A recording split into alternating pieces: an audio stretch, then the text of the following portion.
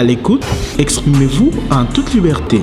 Bandeko batali mbote pe boye malamu na émission à l'écoute o bozali na momesano ya kolanda pona koyoka mambima kotambola na ekolo Congo démocratique toyaka toujours na bana mboka ya bwanya ya mayele ya nsomi na tina ya kufungola ba bongo ya baimboka komanyola na maimanso mazali koleka na Congo bozangi kobosa na te que Motonyoso moteme komi duku pona bobimi ya gouvernement pambate sali basanza ebele 6 mois koleka uta mokonzi mboka la pakindai kasi kino lelo maso angweza ko tepa kaka muke kasi sima ya boyoka nikati na coalition FCC Cash toyoki ke kala mingi te makambo ekobima tokolobela mambi nyonso wana toyoka ki na ngambu ya lamuka bandeko Lamuka décidé na meeting ya Martin Fayulu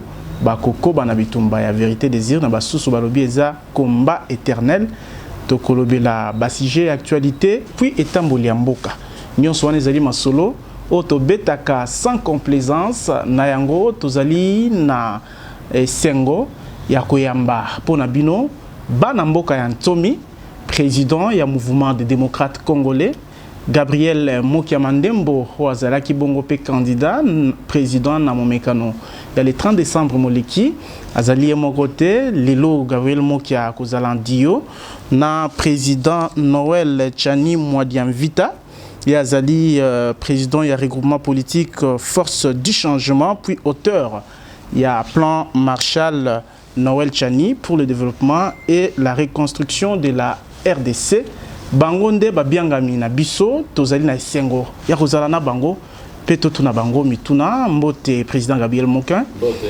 mbote président Noël Chani mbote monsieur le journaliste toyebi ke olobaka mingi lopoto kasi na émission na biso bakoyoka yo pe mwa lingala ya kusala mala mingi président Mokia na bandeli yambo na boyambe mina bino ezali débatté mais bondimi koleka na émission bino mibale donc constater en gros mikolo na bitando eke bokomi vraiment lokola mapasa nini eko justifier rapprochement na bino bon rapprochement na bino na biso ezali du toza ba collègue zasie candidat président de la République donc toza na solidarité na boyo bazo gouverner na biso toza ki ba candidat président de la République toza ba politicien mboko yo toza na ba point commun pona etamboli ya mboka ya Congo ya ngoro moni toyebi kwa tozo sangisa maele po to pesa pe maele na bo bazo gérer soki bakozwa ta muke pa na biso tamie soki bakozwa te bangoka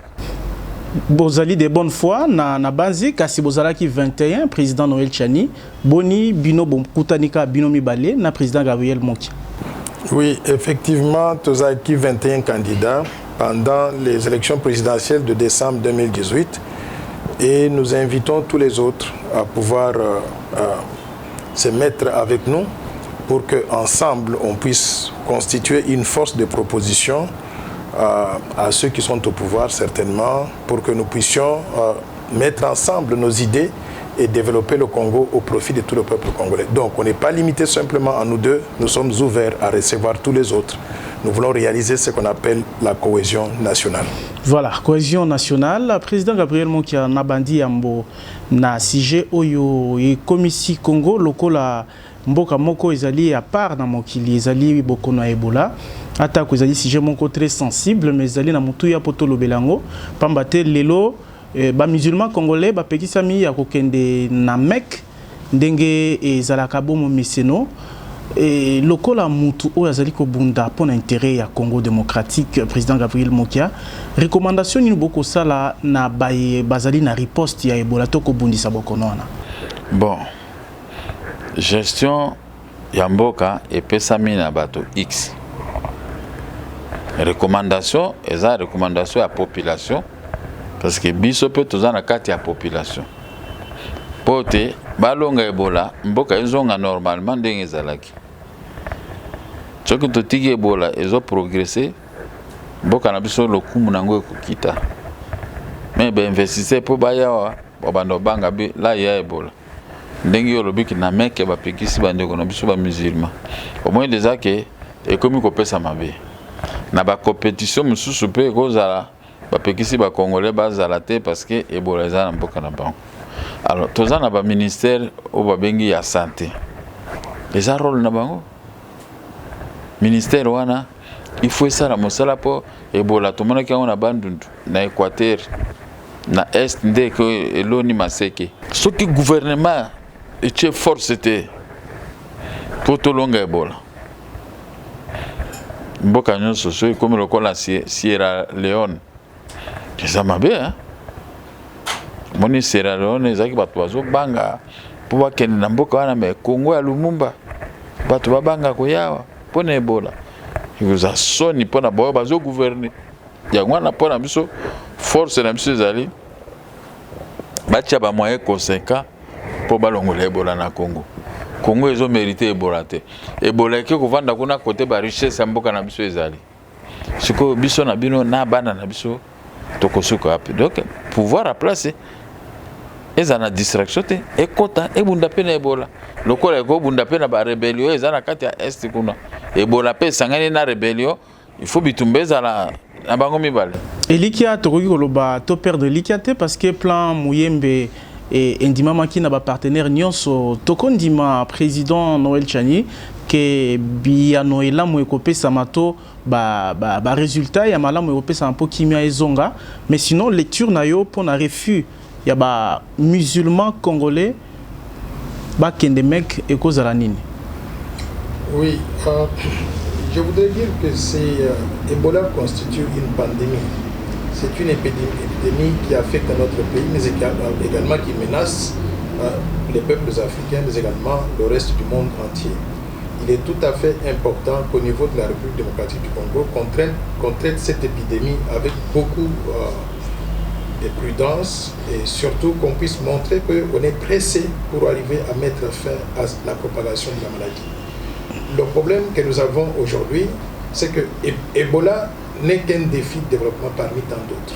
Il y a beaucoup d'autres défis. Il y a des gens qui meurent aujourd'hui de la malaria, qui meurent aujourd'hui d'autres maladies, le cancer, ainsi de suite.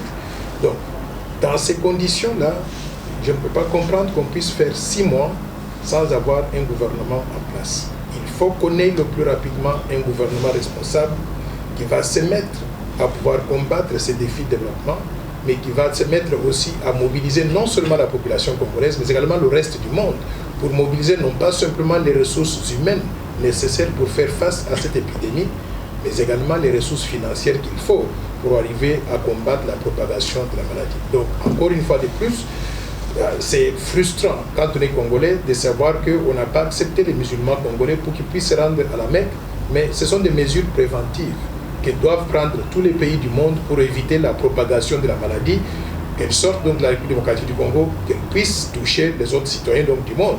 Ce n'est pas que nous devons être enfermés donc, dans ce cercle vicieux donc, de la maladie, mais qu'on mobilise le reste du monde pour mettre toutes les ressources à la disposition pour qu'on puisse combattre la maladie et qu'on puisse y mettre fin le plus rapidement possible. Tobanzi souhait à Congolais nyonso zali ete bokono ya Ebola et si là pour kimia ezala solo na mboka kasi tozongela masolo ya politique nalobaki yango ne bandeli awa ete mitema nyonso zali koningana pona bobimi ya gouvernement. Est-ce que na contexte ya coalition FCC cash gouvernement oyo kozala solo bénéfique pona ba congolais na sens nini selon lecture du président Mokia? Bon, tout gouvernement il faut ça na bénéfice. Il faut que les Congolais trouver compte dans le gouvernement. Mais si vous êtes devant un dilemme, vous avez un bima vous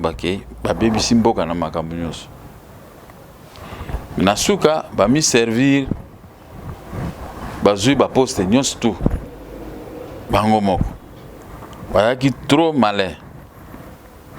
Bazo kosa na bato bonzo kande bango basi ba chimi sisa na mbongo ya mboka ndenge toyebi bazui ba poste nyonso siko gestion yango ekozala bénéfique na ba congolais obe gestion ekozala kaka ndenge elekaki déshabiller Saint-Paul pour habiller Saint-Pierre ndelo ko ba congolais bazolinga te bon bazozela mbotama ya gouvernement kwa biso ba Christ zela ka boye bwa mwana nzambe Pour quelle finalité?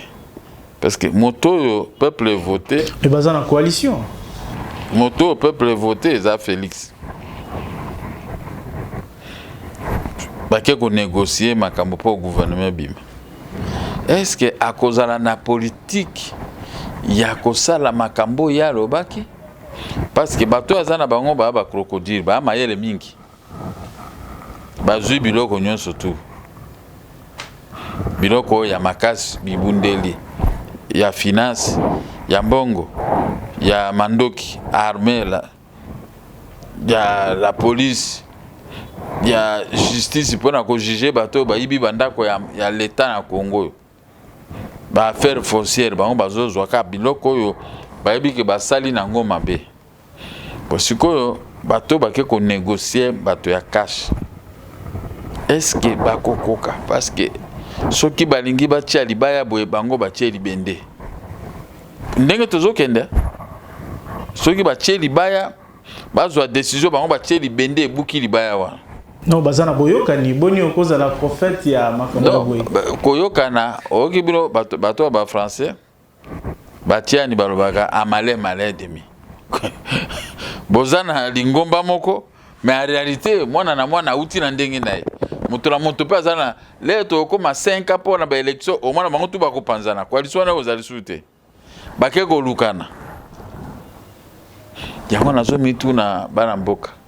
Est-ce que baningo ya biso ya cash bakokende tengu ubeto tia bango ba beki ba telema pour ba neutraliser côté musu parce c'est le moment yango moni bazo bloquer bango ba bisa gouvernement bango ba tie calme ba bisa gouvernement bango ba tie boy ba pona botu ba tia bango ba tie donc siko bazo na lobaka que il faut premier ministre auta sur base article 78 ya constitution et lobby ba pesa informateur pour identifier majorité parlementaire. Mais bango autorité morale na bango a identifié majorité moyenne na ndenge na kaka. Alazo ko imposer nango cash bondi maka majorité. Bandimi pe ango. Loko bango bandimi majorité wana yango ne komi Sénat, Assemblée nationale biloko nyo surtout bango bazui. Mais bakosuka wapi? Pour moninga na ngati na répondre mais yango na zomi tuna bakosuka wapi? Amale malé demi. Noël Chani, aux alipes d'avis, na président Gabriel Mokia, l'Olingaza Komona, parce que ceux qui bolobi peuple wana pendant qui Félix Tshisekedi loko la président de la République, mais après si majorité na FCC, mbeba ya peuple les ali wapi to mbeba cohésion à cause de la place ni. Vous savez, tous les biso pensent aux Congolais. Oui. Et en tant que peuple, nous devons être conscients que le pays Nabiso est dans une situation très difficile actuellement. Lorsque vous regardez, vous trouvez que 85% de la population congolaise est dans le chômage. 85%. Ce que ça veut dire, c'est que Mboka Mobimba, Batonyon sont dans le chômage. Lorsque vous regardez l'accès aux infrastructures de base, eau potable, électricité, services de télécommunication, moins de 10% ont accès à des services publics que je viens de mentionner. Quand vous regardez notre monnaie nationale, le franc congolais, ça ne vaut rien. Et d'ailleurs, la monnaie nationale est en violation flagrante de la Constitution congolaise. Article 170 de la Constitution de la République démocratique du Congo et le Baganine. Cet article-là dit que le franc congolais est la seule monnaie utilisable sur l'ensemble du territoire national. Ce que ça veut dire, c'est qu'il n'est pas autorisé, d'après la Constitution, aux monnaies étrangères comme le dollar et l'euro ou les monnaies des pays environnants de circuler sur notre territoire national. Mais dans la pratique, qu'est-ce que nous constatons? Tout le monde. Oui, tout le monde. C'est pour cela que nous avons des hommes politiques et nous devons mettre en place des politiques économiques, monétaires, pas pour justifier les échecs du passé des régimes antérieurs, mais pour réussir aujourd'hui pour le compte du peuple congolais. Ce régime ici est en place depuis 22 ans, depuis 1997. Ils ne peuvent pas continuer à blâmer le régime et le président Mobutu qui est parti depuis très longtemps. Ils ne peuvent pas continuer à blâmer leur échec sur le régime du président Kasavubu qui est parti depuis très longtemps. Cohésion FCC cash. Ils ont eu l'occasion de gérer. Mais place ni. Maintenant, la cohésion entre le FCC et le cash. Coalition. C'est une cohésion, c'est une coalition que je peux dire, elle est porteuse de conflits, mais également nous attendons voir comment ça va fonctionner. Pourquoi? Parce que nous avons d'un côté des nouvelles personnes qui arrivent, qui n'ont jamais géré ce pays, qui ont sur la surface des mains propres. Mais aussi, nous avons des personnes qui ont géré pendant 18 ans ou 22 ans, mais qui ont échoué. On met l'ancien et le nouveau ensemble, on ne sait pas ce que ça va donner encore. Moi, en tant que Congolais, mon souhait, c'est que cette coalition arrive à gérer le Congo dans l'intérêt du peuple congolais. Mais pour le faire, il y a des règles et il y a des procédures que nous devons suivre. La première des choses à faire, c'est de mettre à côté nos intérêts personnels pour mettre en avant l'intérêt du peuple congolais. Lorsque je vois la structure ou la répartition des ministères entre FCC et la CACH, je trouve que cette répartition n'est pas équilibrée. On a donné trop de pouvoir au camp donc, du FCC et on a donné très peu de pouvoir au camp donc, du CACH.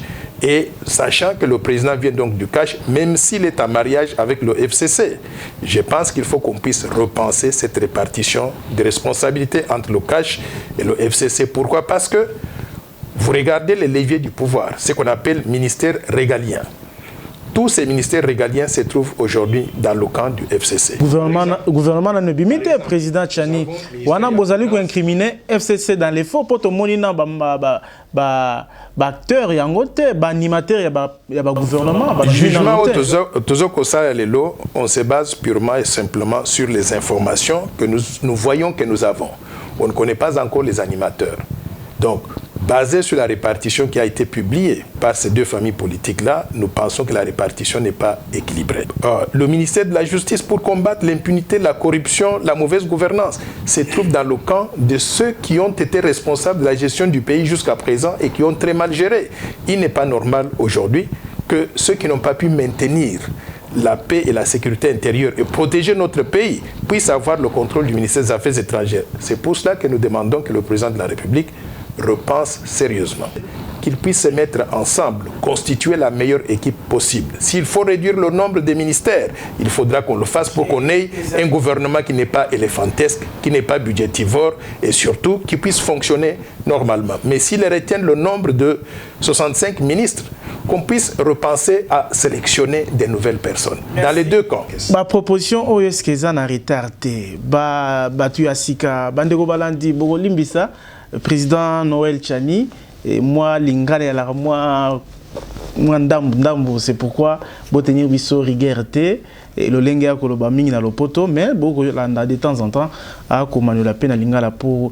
Président Mokia, est-ce que ma proposition, Oyo, ils en ont retardé dans un moment où Batba Kozela, peut-être dans une semaine ou dans 3 jours, gouvernement Ebima, que tozonga lisusu na phase de négociation, na phase de repenser architecture et gouvernement, est-ce que tu commis déjà musikate, tu kozongi sa pédale simate que ba Congolais oba kozela makambo fungwama parce qu'il est vrai que situation est un peu bloquée na makambo misolo, batba ko tambola na kokoso ba ko bika na kokoso ko bandela susu makambo yokocha pine na ndenge ya simate.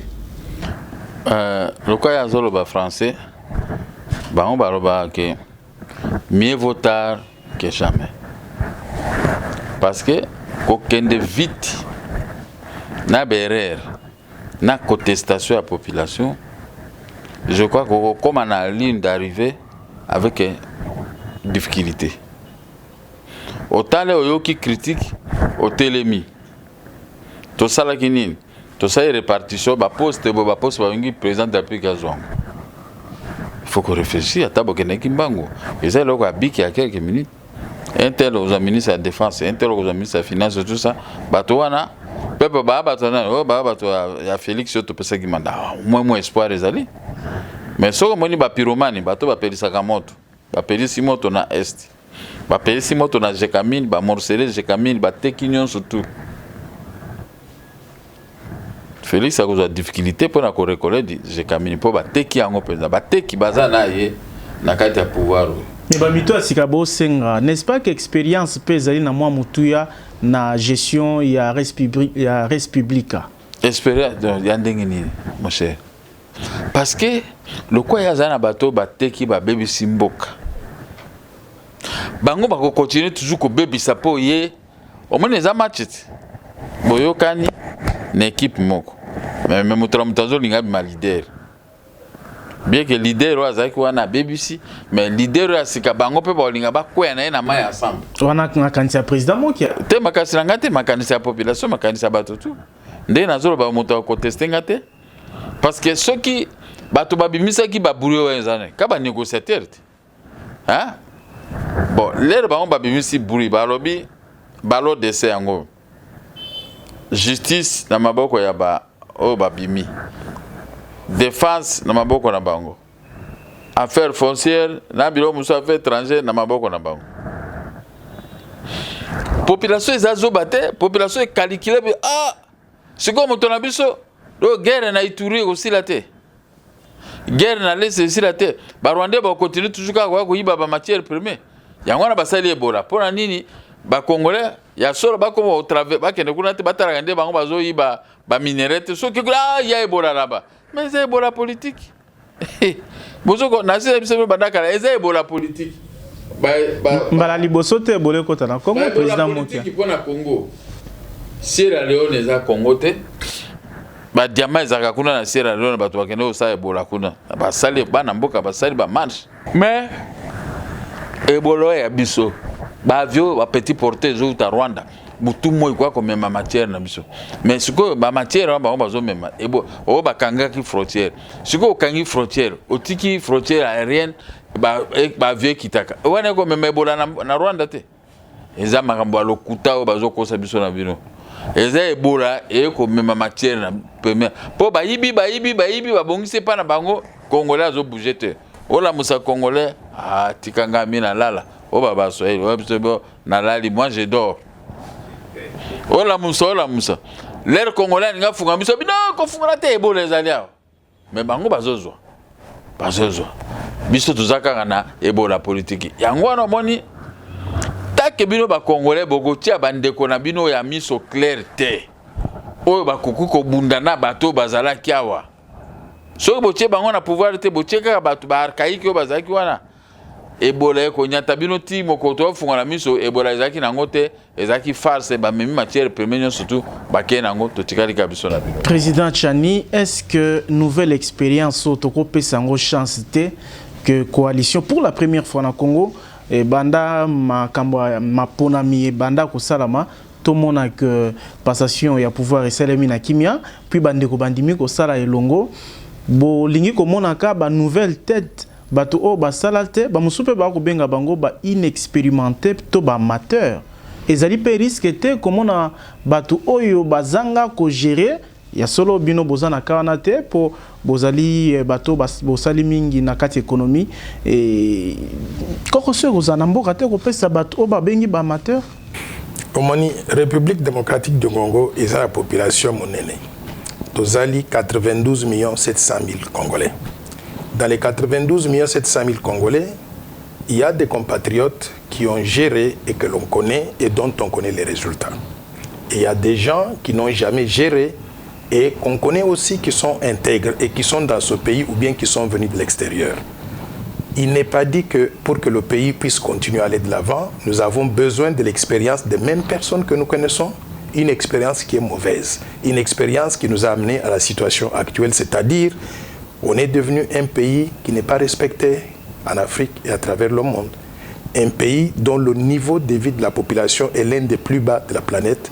Notre PIB par habitant, c'est ça qui reflète le niveau de vie de la population. Notre PIB par habitant est le plus bas aujourd'hui donc du monde. Nous sommes considérés comme étant un pays très corrompu. Qu'est-ce qu'il faut? Par rapport. C'est pour ça que je dis, il y a des gens qui ont de l'expérience dans tous ces fléaux, comme toutes ces antivaleurs. J'arrive. Il y a des gens qui ont de l'expérience, qui est la mauvaise expérience, et il y a des gens qui ont de la bonne expérience. La tâche que nous attendons voir le président de la République et le Premier ministre réaliser, c'est de faire cette sélection-là, choisir les meilleurs parmi nous, pour constituer une équipe semblable au Léopard donc de la RDC, c'est-à-dire une équipe capable de rivaliser avec tout le monde, de remettre le peuple congolais au travail. Si on cherche dans les 92 700 000 que nous sommes, on va trouver des gens expérimentés qui n'ont jamais participé à la mauvaise gouvernance du pays et qui sont intègres et qui peuvent gérer le Congo au profit de tout le monde. Il n'est pas dit qu'on doit reconduire les mêmes éternellement. Il y a des gens qui ont été dans le régime de Mobutu. qui ont été dans le régime de Kabila père et qui ont été dans le régime de Kabila fils. On ne peut pas continuer avec les mêmes individus. Regardez simplement ces équipes de négociateurs-là. Il y en a qui négocient depuis que ce pays est pays. Et ils ne nous donnent jamais de solution à nos problèmes. On doit changer ces choses-là. Donc, je demande au président de la République, au Premier ministre, de faire leur due diligence et de présenter au peuple congolais une équipe de personnes propres, intègres, compétentes, capables de gérer le Congo au profit de tout le monde. Lolenge na bino akomona to ya ko kanisa oyo ezali en quelque sorte président moki ya lokola demande d'emploi pe boko kotsa CV na bino kasi na nzela ya kobimisaka makanti oyo. Je voudrais répondre à ça peut-être avant que mon collègue président Gabriel Moka puisse prendre la parole. Oui. Nous ne demandons pas du travail. Si on nous appelle, nous sommes parmi les Congolais de 92 700 000. Si on nous appelle, ce sera parce qu'on aura déterminé qu'on est les meilleurs peut-être dans nos domaines respectifs. Mais si on pense qu'il y a d'autres personnes en dehors de nous qui sont meilleures que nous, qu'on prenne ces gens-là. L'essentiel, c'est qu'on ait de nouvelles personnes qui ont de l'expérience, qui sont intègres, qui sont propres et qui ont le sens du patriotisme pour développer ce pays afin que nous devenions la véritable République démocratique du Congo tel que prévu par les pères de l'indépendance qui avaient dit qu'il faut bâtir un pays plus beau qu'avant. Moi, j'ajoute où il fait bon vivre partout.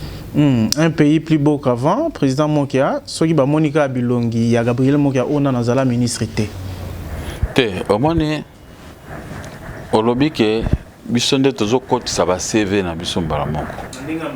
Non non. Non. Biso to ko za pe ba mibini azo bate. Tolbaki ke Félix azamwana ya kulutu na biso.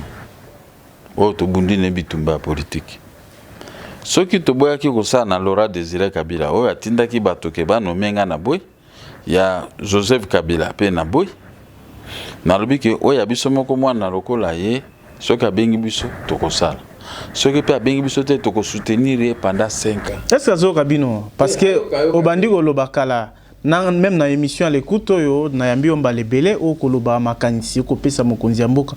Est-ce que ata na moi coulisses oyoki déjà que makanisi nga ka pesa nga poste nini na ndenge nga na zo loba. Po ayambi nga to sololi na. Ba même makambo pe to sololi. Yo linga pesa po ba pesa no pe moto poste te. Pona to ko lobela ngote. Apesa nga poste ni. Azoyo kabino quand même. Mais ayo kate ndenge ni. Bonga benga nga poni na fandeka na bureau abenga na kende. To sololi. To ko sola makambo mbongo te, to ko sola makambo ya batu te. To sololi ndenge ni ya ko conduire mboko. Bon, il y a des Congolais comme nous. Quand vous nous invitez, on vient pour parler Congo. On ne veut pas pour s'attaquer aux autres. Ndenga habitude na ngeza kan. So bengi singa pa na yo na kwa ko loba makambo oyo eza bénéfique pour na moto nyonso. Soki na ebiso likambo na ngai lokwa likambo andako bembongo wana eza nini nakolo ba les à côté le baka po boseka et tout ça et pe amonyo mais nakwe biso makambo Congo parce que bino bozolinga kaka biso to lo bate so bi bango bazo ko flatter mais ko flatter mboka za biso nyonso tout ngana za mwana Congo soki nabina na monike naza na compétence ya kosa eloko tel soki na monike ata na bo pesa nga ngote pona ni mais naza mwana Congo eza lokola le yo zaki na classe bo sala ba examen ba poser ba question na examen balo babo yo lokolo yebi yo ko sala ngote tikaka boy mususu na basala est-ce que zandenga il faut ba ko sélectionner ba tie oyo alongi ba pesi poste aleki classe mususu pour objectif à mon classe aleka classe mususu mais aleka ngana ndenga tono vidité aleka OK mael pe koti na mutule ba tuna mituna kuna ezala changement ya sika mais sikoyo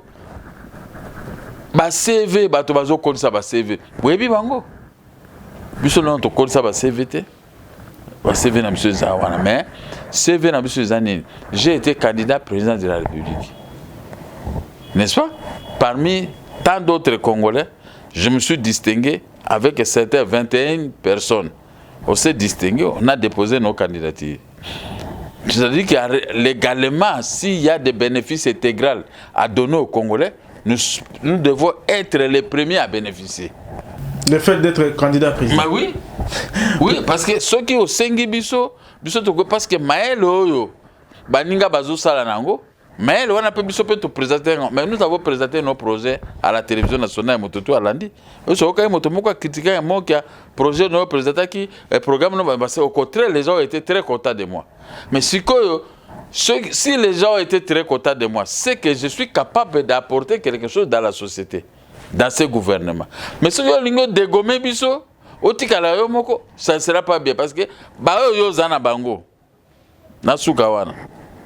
Bango ba gérer 18 ans pe ba koyi simboka ba tikimboka na toyo invivable na leki le soko leki côté ngana vandi côté à centre-ville okomona omoni différence na nyama ezate po yo lati cravate ozolia publiquement na kata balabalo vandi na balabalo ozolia bokilo na ko leka ya mwasi loka ba mama ya basi amona ka bo bokilo na nga mwana nga lambela ka ete akotia eloko moko bo bare longi po yo na emission mona na te mais okeno ko yebisa mwasi no mwana na ye eza soni ke ba papa na ba mama na ba ndeko kolia na balabala mais gouvernement azomona zando longwe kuna na Rwakadingi ko saba cheki zando na kwena ngo il fallait batika venir bokasa za la polele ozomona mutatemi côté à plein d'aviation ozomona mais bato baye ba uti ba mona ngo ezali Moussala, bazoteka tout au long de ba veni, ba bomio surtout beauté en mboka ezate. Est-ce que ce que tu bato asika ba batie na secteur wana ordre. Eza mabe po ba archaïque o bazaki wana bango Moussala bango bambula bazala kaka bon. Donc il faut mona ke baninga na bino oyo loko biso tozo sala, tozo sembola, tozo pesa ba mikonzi asika mayele ke bozala na angele. Bo gérer mboka conformément à ndenge désir à peuple oya pesa kidi.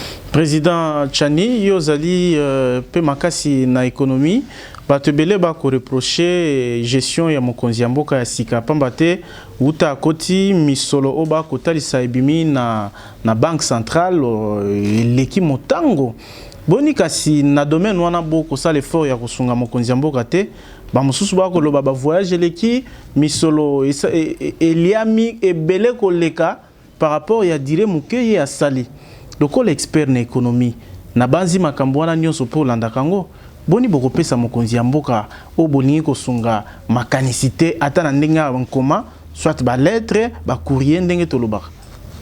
Il faut que les Congolais comprennent d'où nous venons, où nous sommes et où est-ce que nous devons aller. D'où est-ce que nous venons avec la situation monétaire, la situation économique du pays? Où est-ce que nous sommes aujourd'hui? Je peux dire que lorsque le président de la République actuelle prenait pouvoir le 24 janvier 2019, la situation depuis ce temps-là jusqu'aujourd'hui n'a pas changé. La situation, elle reste très mauvaise. Depuis ce temps, la monnaie congolaise n'a pas de valeur. La monnaie congolaise a perdu toute sa valeur depuis très longtemps. Mais je vous ai dit, j'arrive.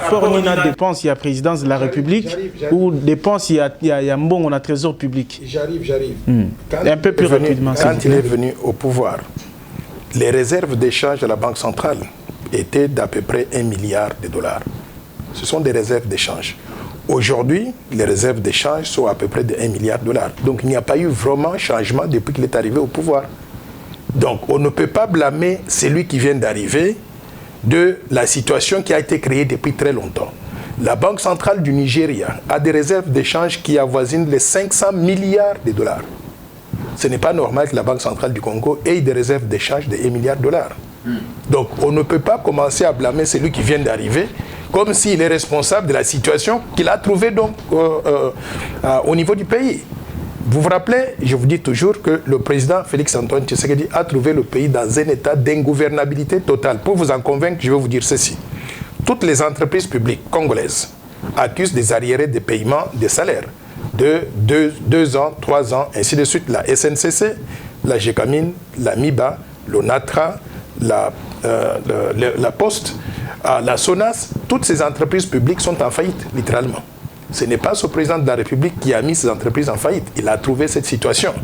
Il faut qu'on trouve des solutions et le plus rapidement possible. C'est pour cela que moi, je souligne l'urgence de mettre en place un gouvernement responsable, composé de gens compétents, qui peuvent réfléchir et trouver des solutions aux véritables défis de développement auxquels nous sommes confrontés. Mais essayer de se cacher en disant depuis qu'il est là, la situation n'a pas changé. Non, elle n'a pas changé parce qu'il n'a même pas encore commencé à travailler. Il n'y a pas de gouvernement. Donc il faut qu'on aille vite pour qu'on puisse s'attaquer à ces défis de développement. Ça, c'est la première chose. Maintenant, la deuxième chose, c'est quoi? Comment voulez-vous maintenant changer cette situation mauvaise qu'il a trouvée si on reconduit les mêmes personnes? Parce que cette situation mauvaise-là, ça s'explique par ce qu'on appelle la mauvaise gouvernance. Pour combattre la mauvaise gouvernance, il faut qu'on ait un système de justice qui fonctionne.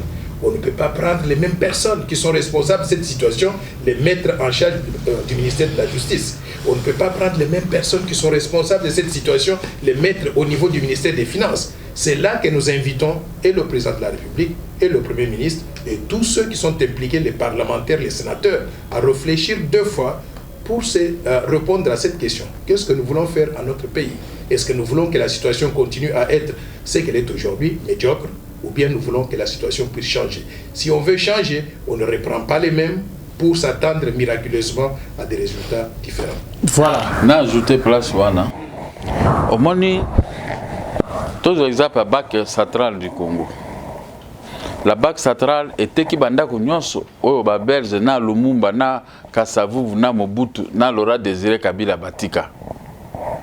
Banque centrale un groupe d'individus ba komisima ba teki banda ko nebite soki pe ba pesi mbongo na ba service de sécurité pour ba kangamiso batika bango bateka ba patrimoine ya Banque centrale. Banque centrale etikali kaka embongolo moko ndenge etikali bongo.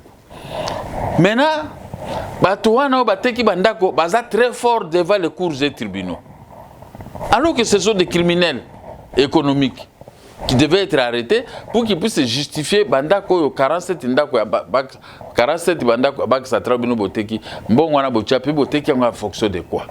Donc pouvoir réseau banque, il faut bato asika pour ba interpeller banque. Au-delà, il y a makanisi kitoko au bokuki ko présenter pour na kosunga mokonzi mboka, mais le bosso na yazali pe ne tumba vérité des urnes parce que dimanche awa mokonzi a décidé Martin Fayulu pour pas aller candidat président local la bino attaque pour na bino côté à pouvoir botiki pembe aloba ke tumba vérité des urnes yango et kokoba ti population a ko retrouver droit na ye. Donc pouvoir élection il y a président de la République ils a toujours contesté na la moka ezali bitumba pour se faire face na ngo makambo ya balamuka wana sobi nous olanda ngo eza distraction. Vous comprenez? Dans la vie il faut moto te na kilisi mongo te minazo bisabino siko eza makambo ya série. Cour suprême est proclamé yote okomema bato na libunga porani yo moko yena ba preuve palpable te okomema population na libunga porani oluka guerre civile. Ba rejeter ba requête na pas mbaté parce à présenter preuve. C'est celui qui accuse, c'est celui-là qui apporte des preuves. Pour qui voulez-vous prendre les Congolais? Le président élu proclamé, c'est Félix. S'il a un arrêt lui proclamant, à quoi Tiango, tu peux soutenir. Mais nous avons soutenir, nous avons candidat pour la République. C'est quoi, totika kolando ya biso idéologie pour tout ça la distraction. To vanda 5 ans population ils ont besoin de changement to biso na opposition to bande koloba. Siko to banda ko binaka. Atuka ngai so boze pour amoki akobina na kobina ka mokolo moko te. Na kozela 5 ans pour na kende sou na bitumbo. So ki peuple salinga confiance ba aventure ko za la te. Pourquoi vous déranger moninga lokwa lui de finesse tango examen? Hein? Butika moninga na bino sala quand même musala. Hein? Oyebi soko moni mutu aza mwasi kitoko basi kitoko baza belé yo kolukaka te to lukata to boma epo to tika na mwasi parce que leo tika na mwasi basi kitoko pe basi ya dépense e musu okoka pe ba dépense ya mwasi wana te ali mwasi yango ke olembi na yo et puis omona zokene na yo okolande so bi yani ka ba $1000 ba $3000 ngaza na mbongo il faut kokebaka ko gérer Congo eza eloko moko ya facilité to ka ki pe bango te place balobaki ba programme na bango juste. Mais Mouninga a gagné le connaît aux Anazouana. C'est la question que moi je me pose. L'un de nous est proclamé. Attendons notre tour. On sera toujours proclamé pour faire ce que on voulait faire. On a des distractions. Donc pour nanga Félix alanda ba aventure wana te ya continuer ko sala bien alanda nde makambo tozolo banae azwa ba ministère ko protéger ye que ba ministère ba ko pesa ya chantage contre et ko simbate. Noël Tchani. Oui, je voudrais ajouter que chaque chose... Pour que nous puissions nous concentrer sur les efforts de développement du pays, nous avons besoin de la paix, de la sécurité, mais nous avons surtout besoin aussi de ce que j'appelle la cohésion nationale et nous avons besoin de développer ce que j'appelle une vision partagée du développement de notre pays, pour qu'ensemble, en tant que peuple congolais, tous on regarde dans la même direction. C'est pour cela qu'après les élections, après la proclamation des résultats, après la confirmation par la Cour constitutionnelle, je voudrais inviter tout le monde. Je voudrais inviter ceux qui sont au pouvoir, mais ceux qui sont dans l'opposition, ceux qui n'ont pas été contents, ceux qui n'ont pas été élus, tous. Je ne vise pas un seul individu, mais tous ensemble, qu'on se mette autour de la table, qu'on puisse convenir des mots de vivendi pour aller de l'avant, pour que nous puissions développer ce Congo le plus rapidement possible. L'opposition doit rester, mais on peut se faire... Qui va rester selon vous? Je ne vais pas déterminer celui qui veut rester dans l'opposition qui peut rester, mais ce que je voudrais dire, c'est que regardez par exemple les États-Unis dans lesquels j'ai vécu pendant trop longtemps. On a les démocrates et on a les républicains. Tous, ils partagent des valeurs communes. Ils ont des divergences peut-être dans la mise en œuvre de leur vision commune de développement du pays, mais tous, ils partagent la même façon de protéger les États-Unis en tant que pays, de défendre les États-Unis en tant que leur pays, et ils veulent faire tous du bien pour le peuple congolais. Je ne souhaiterais pas, moi, qu'il y ait parmi nous des Congolais, des gens qui veulent tirer le Congo vers le bas. Je voudrais que tout le monde regarde dans la même direction, mais en regardant dans la même direction, on aura des différences dans la façon dont nous allons mettre en œuvre notre vision partagée. Certains vont mettre peut-être l'accent sur la construction des infrastructures, d'autres vont mettre l'accent sur les questions sociales, d'autres vont mettre l'accent sur les questions monétaires. Et cela va constituer la différence entre les partis politiques ou bien les courants politiques. Mais que personne ne tire le Congo vers le bas, que tout le monde se concentre à regarder de l'avant, qu'on réalise ce que j'appelle la cohésion nationale. Je pense que nous allons, en ce moment-là, développer le Congo au profit de tout le peuple congolais. Président Noël Tchani Mwadiamvita, au conseiller regroupement politique Force du Changement, paix auteur et un plan maréchal Noël Tchani pour le développement et la reconstruction du pays. Président Gabriel Mokia, Liloba Yasuka Yailikia, parce qu'il y a qui ndeko Noël Tchani, alingi comment on a tiré Congo vers les bâtés, pour Congo Ango ils a tiré vers les bâtés, pour tous à la rappeler le rôle la victime éternelle, photo salanini. Exemple Mouké, rébellion Afdel et Kotakiao. Et na bana bamboka ebele. Est-ce que ça lui so cadeau? Ti le lo bazo piller ba richesse na biso. Pour ba groupe ya ba congolais ba kotaki na kati ba ya copier mama Congo. Moi ce que mama Congo ndé akomi ko se dépiécer malgré que ba richesse wana ba ko 600 te biso tozo ya poto freiner. Avec nous motoko te suna Congo ko yibate. Ngazo ce soki zangai awa motoko tate. Oya wa yeba ko bimasute. Donc il faut to lo bali lo ba moko mais opposition ezala. La loi sur l'opposition peut exaler. Article 8 et lobby contrôler l'action de l'exécutif. Dans les cas échéants, formuler des contre-propositions. Wana ba opposant. Mais on va dire que dans les cas échéants, prenez les armes hein, et toujours il faut embrouiller les pouvoirs à place pour ne pas travailler au bénéfice de ces peuples. Alors, ce qui te l'andi, ndenge la loi sur l'opposition et lobby, je crois que loi wana ekoki la transformer à ce que bapesa chef de l'opposition, azanara ya ministre d'État, akoki ko travailler à zuba moyen pour l'élection prochaine. C'est ce que les amis auraient dû faire. Et ils vont tirer des profits plus que nous parce que nous sommes tous à Kabo. Ope sanga poste, ope sanga te omona ngana ko lela te na ko vanda kana zo tala, na zo soutenir, na zo travailler ko implanter parti nanga que ko déranger gestion ya baninga na malinga, na kofinga, na humiliation, dénigrement et tout ça ce n'est pas bien. Le temps des rébellions dans notre pays, ce temps-là est révolu. Maintenant, il est le temps de recoller le Congo, d'amener tous les peuples au travail et qu'on puisse avoir des petits savoirs dans notre pays pour faire ce que les autres pays du monde sont en train de faire. Tosuki Awa, président Mokia Natondi Botondi, Ozali Bongo, président du mouvement des démocrates congolais, puis candidat et à Maponami à présidence, l'Olenge Mokope na président Noël Chani. Merci Mingi, au pesa une opportunité à Balinga la tête. Yo no pesi biso chance merci Mingi pour l'opportunité de s'adresser à téléspectateurs Yabino. Merci beaucoup. Tokomi Nasuka, Tobanzi était invité na biso bato ya mayele obo sili komona na candidat président.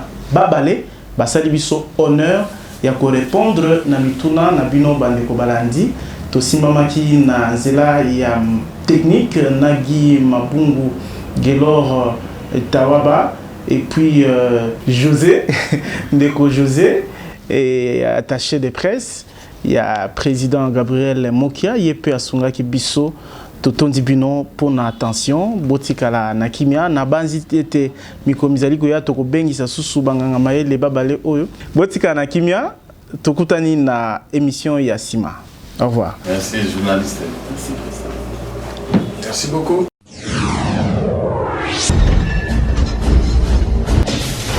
À l'écoute, exprimez-vous en toute liberté.